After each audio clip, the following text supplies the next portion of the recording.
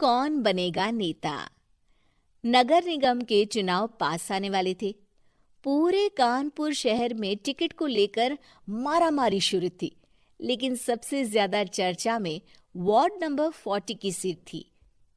वो इसलिए क्योंकि इस बार वहां की सीट महिला के लिए आरक्षित थी।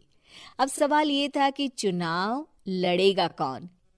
इससे पहले ठाकुर साहब वहां से पार्षद थे और इस बार उन्होंने अपनी पत्नी सीमा ठाकुर को टिकट दिलवाई और ठाकुर साहब की शान के कारण सीमा जी ने 20,000 वोटों से चुनाव जीत लिया।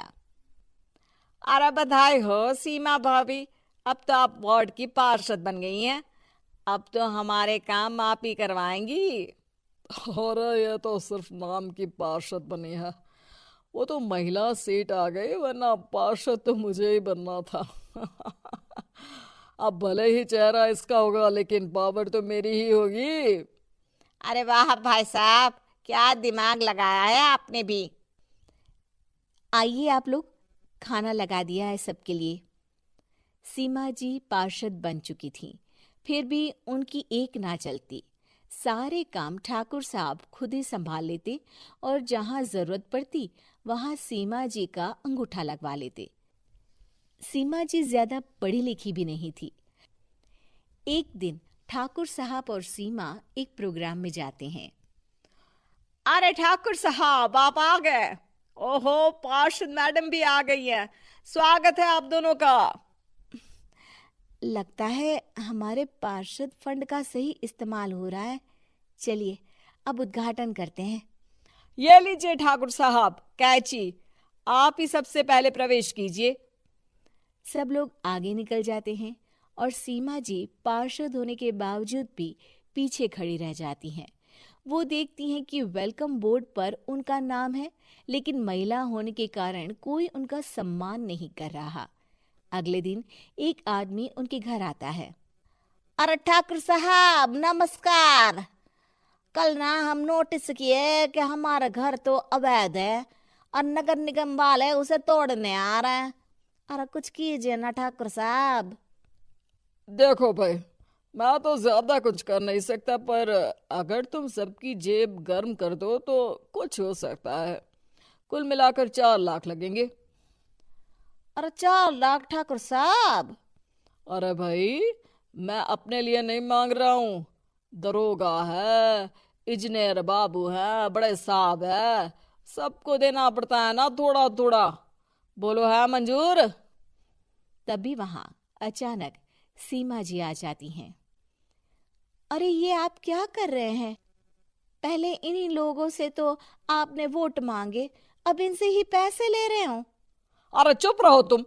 तुम्हारा काम है सिर्फ अंगूठा लगाना, तुम वही किया करो। मुझे दूसरे काम तुम मत सिखाओ, समझी?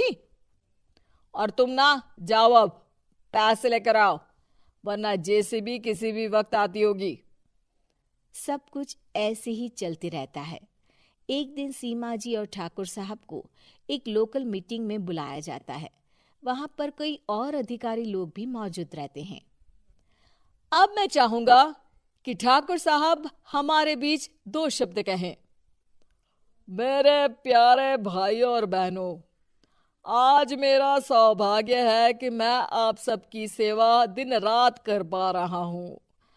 आपने मेरी पत्नी को भारी मतों से जिताया है, इसलिए मैं आप सभी का शुक्रगुजार हूं। मैं आप सबसे वादा करता हूं कि हमेशा की तरह हमारे वार्ड में किसी को कोई तकलीफ नहीं आने दूंगा।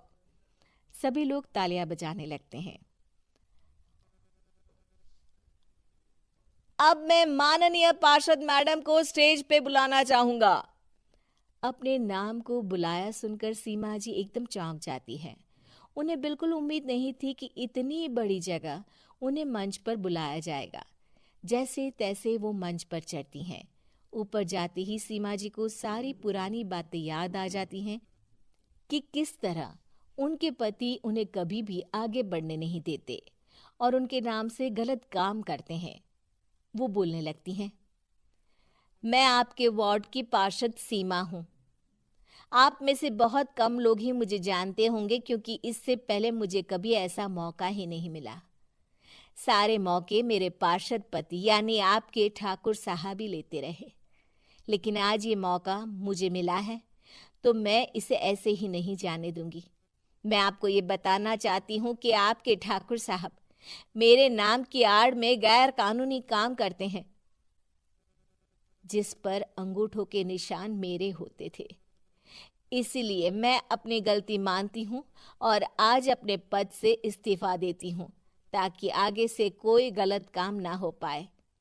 अब फैसला आप सबके हाथ में है कि आप हमें क्या सजा देना चाहते हैं।